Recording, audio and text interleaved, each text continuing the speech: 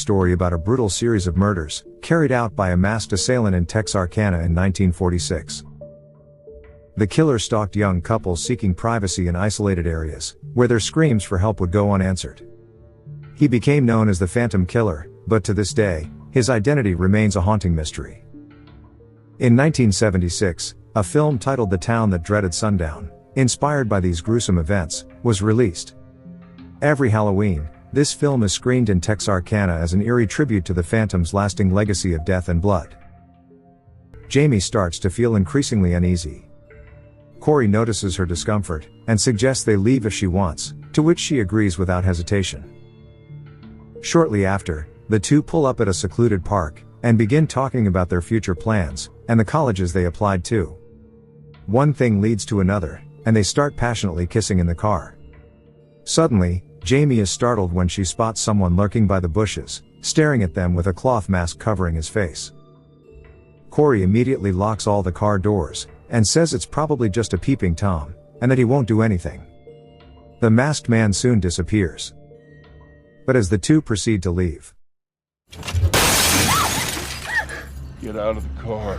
Jamie, stay in the car. the masked man demands they get out of the car, or he'll harm the girl, and the couple reluctantly complies. The man asks if their parents know where they are, and Corey responds yes, while Jamie reveals that her parents are dead.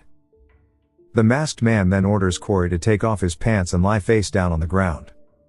The terrified boy obliges, after which the masked man demands that Jamie turn around. Up next, Jamie notices the shadow of the masked man brutally stabbing Corey in the back, which horrifies her. She then turns around, only to be confronted with the shocking sight of her boyfriend lying motionless and dead. The killer yells at her for looking, so Jamie bolts into the woods in a desperate attempt to save herself. But the psycho eventually catches up to her, and declares, "This is for Mary, make them remember." The scene then returns to the drive-in, where the crowd remains absorbed in the movie, unaware of the horror unfolding nearby.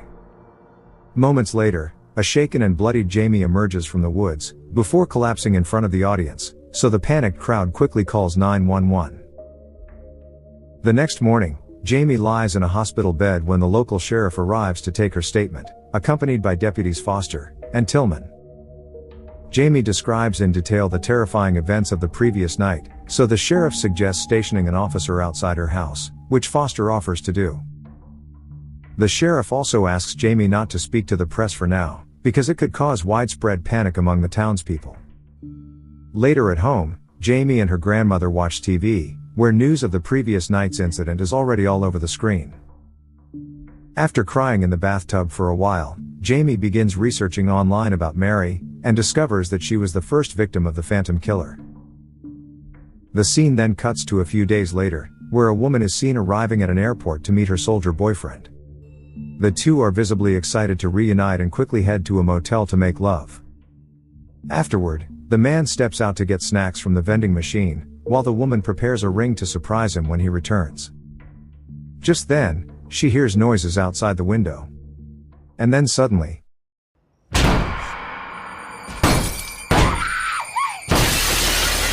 the panicked woman immediately locks herself in the bathroom as the killer violently tries to break in. Desperate, she shatters the bathroom window and jumps out, breaking her leg. The woman forces herself to move and stumbles towards her car, screaming and crying for help. She tries to start her car, but before she can succeed, the killer mercilessly stabs the poor woman multiple times until she eventually falls lifeless. Meanwhile, Jamie is sleeping at home when she suddenly receives a call from Corey's phone, and the killer warns her that he'll do it again and again until she makes them remember. Feeling paranoid, Jamie immediately informs Deputy Foster about this, and insists that if the killer wants to send a message, she must speak to a reporter. But Foster assures her that it won't be necessary, and that he'll personally make sure that it's investigated. Jamie isn't sure why the killer thinks they deserve this, so Foster cryptically reveals that everyone in Texarkana carries some kind of blood on their hands. The next morning, the town learns of the deaths of the soldier and his girlfriend, their bodies found with severe mutilations beyond recognition. With the continuous murders targeted at lovers, the police fear the Phantom is back at work. And so, the panicked townspeople gather for an urgent meeting to discuss the dire situation. many residents suspect the killings are connected to the annual screening of the film The Town That Dreaded Sundown. Hence, they urge the authorities to halt the film's showing and prevent further murders. Caught between facts and speculation, Jamie decides to unearth the truth herself and heads to the City Hall archive. There, she meets a young employee and asks for the documents dating back to the 1940s and 1950s. The guy reveals that all the best stuff is in the prison upstairs and proceeds to take her there. When he asks why she needs these, Jamie responds that she doesn't think they'll find the current Phantom Killer now, unless they discover who he was back then. Shortly after, the two arrive at an archive room containing all the records from 1945 to 1952. The boy then introduces himself as Nick, and reveals that they went to the same high school. But Jamie doesn't seem to recognize him and simply thanks him for his help. After he leaves, Jamie goes through the documents, and carefully studies every detail in the hopes of discovering a link between the decades-old killer and the current one. Upon returning home, Jamie finds a letter addressed to her, which turns out to be an acceptance letter from California State College. But she barely pays it any attention, and opens her laptop to continue her investigation. Soon, Jamie receives a shocking email from the killer, who taunts that they couldn't catch him 66 years ago and never will. He claims that he comes and goes as he pleases, kills as he pleases, and there's nothing anyone can do to stop him.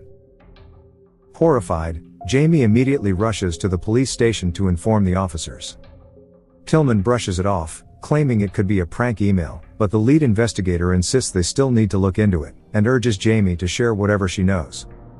Here Jamie reveals that she has been researching old files, and uncovered a man named Benjamin, whom many believe to be the Phantom Killer. It turns out Benjamin was arrested for car theft, and imprisoned for 30 years, during which time the killings finally stopped. Benjamin died last summer, while receiving intensive care at a Fort Worth hospital.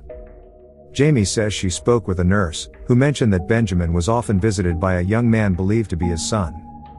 She theorizes that perhaps the passing of his father triggered something in the son, driving him to come here and finish the job his father left. But Tillman counters with the shocking truth that Benjamin's son died in a bar fight 2 years ago, leaving Jamie stunned. When she returns home, Jamie is surprised to find Nick waiting for her. She introduces him to her grandmother, and Nick reveals that he has brought some additional documents used during the making of the movie. Jamie goes through the papers and, curiously, asks him why he's helping her.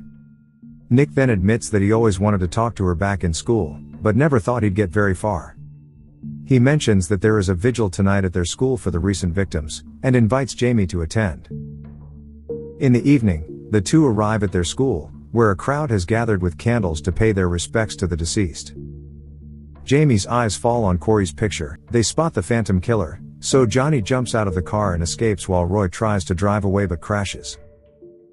Johnny doesn't get far either, as the Phantom chases him down and knocks him unconscious. Sometime later, Roy awakens, and is horrified to find himself bound and helpless.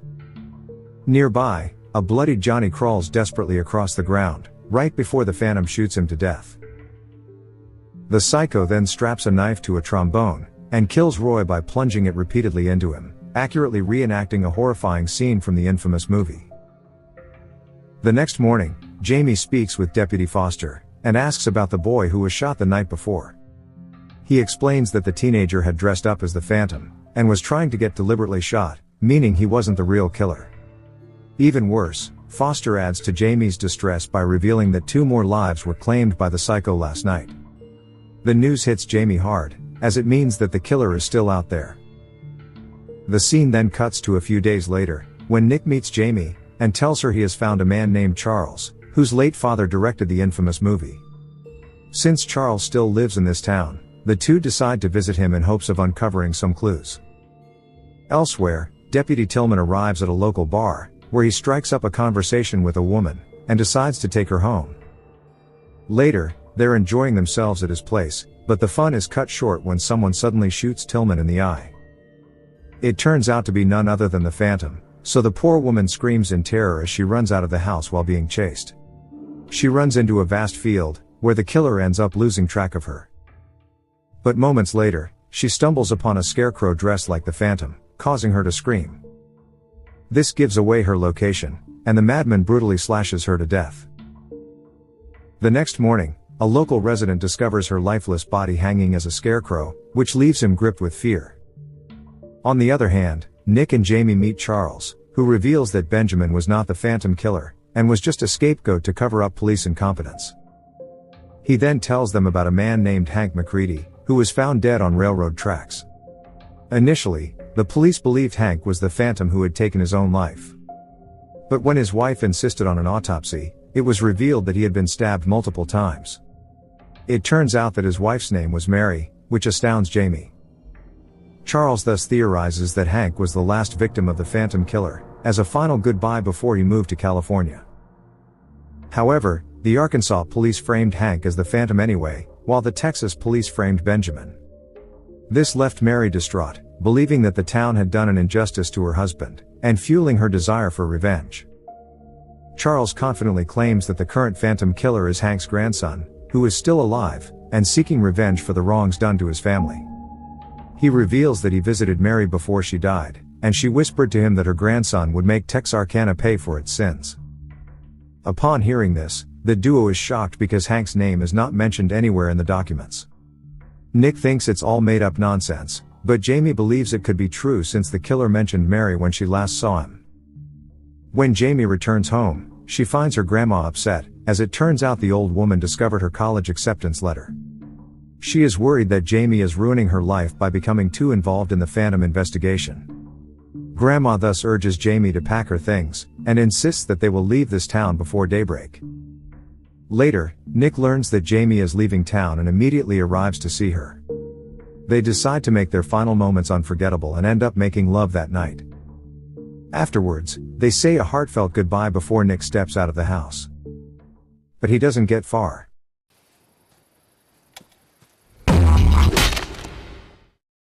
Shortly after, Jamie and her grandma are about to leave when they come across Foster again. Jamie hands him the file on Hank, and shares the tragic story of the poor man. She suggests that his grandson might be the current killer, so Foster assures her that he will thoroughly investigate the matter. Following this, the two women drive away, but soon stop at a gas station, where Jamie heads inside to buy some coffee, while her grandma stays in the car. However, while paying at the register, Jamie suddenly hears gunshots outside. Her heart drops as she discovers an old man lying dead in a pool of blood. Even worse, her grandma is severely wounded and barely clinging to life. Jamie screams desperately for help, but when the cashier rushes over to help, he is also instantly shot. Aware of the imminent danger, Jamie bolts away, and heads to an old Union train station, where she arms herself with a gun. The killer chases after her, but soon loses her trail. Suddenly, Jamie gets a call from Corey's number, which gives away her location. The panicked girl leaps out of the building, and sprints onto the train tracks, where she freezes in horror at the sight of Nick's lifeless body, with the sign that says forgotten. The girl then rushes into the woods, and crosses a lake, but before she can get out of the water, an arrow strikes her leg. Despite the pain, she pushes through, but it is here that she learns that there's a second phantom, who then strikes her chest with an arrow. This leaves the poor girl helpless, and as she collapses to the ground, the two phantoms approach her. When one of them gets close to her, she removes his mask, and it turns out to be Deputy Foster. The second killer also removes his mask, and Jamie can't believe her eyes when she sees that it's Corey, who apparently faked his own death. Desperate for answers, Jamie asks which one of them is Hank's grandson, and Foster confirms that he is. He expresses gratitude to her, saying that it is because of her that his granddad will finally be remembered. A tearful Jamie asks Corey why he did it, to which he responds that he wanted to be a part of something special, and be remembered as the Phantom. As he delivers a grand speech saying how he's responsible for bringing back Phantom, Foster grows annoyed and, shockingly, shoots him dead. Following this, Foster pins Jamie down, and coldly reveals his plan to frame her and Corey. He will accuse them of being so consumed by the Phantom obsession that Corey faked his death, and Jamie murdered her own grandmother. But before the deranged deputy can finish her off, everybody in this town just wants to believe this whole thing is over. As he collapses on the ground, the girl fires one final fatal shot, finally bringing the town's nightmare to an end. Some time later, Jamie narrates about Texarkana, a town that has two of everything, including 2 sheriffs, 2 mayors, and even 2 phantoms. Since Foster's body was never found, people held different opinions about what really happened to him. An investigation was conducted on how Corey and Foster found each other, but it turns out they had nothing in common, except the darkness within their souls. As for Jamie, she is fulfilling her promise to her grandma, embarking on